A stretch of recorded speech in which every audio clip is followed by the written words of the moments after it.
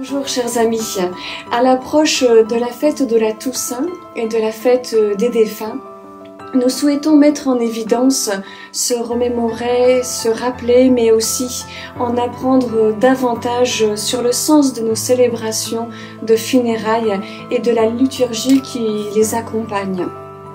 Se redire ce que dit l'Église aussi, et aussi comprendre à quel point la prière a son importance et un signe d'espérance, notamment lors de la perte d'un proche. Alors, j'ai ainsi la joie d'accueillir le Père Bertrand Estienne, qui est curé de la paroisse Saint-Éloi de la Rhônelle et Saint-Bernard de Fontenelle, et responsable du service de la liturgie.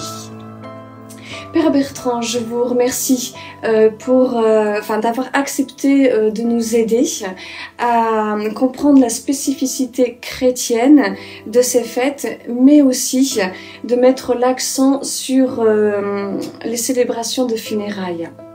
Alors ma première question sera de comprendre le mot liturgie et aussi le mot funérailles. Est-ce qu'il y a une liturgie propre en tout cas aux funérailles ? Bonjour, et donc je pense que il faut comprendre finalement que la prière, ce n'est pas simplement un geste d'un chrétien, mais dans les religions païennes, on prie. Les païens prient. Ils prient d'une manière peut-être qui peut nous paraître étrange.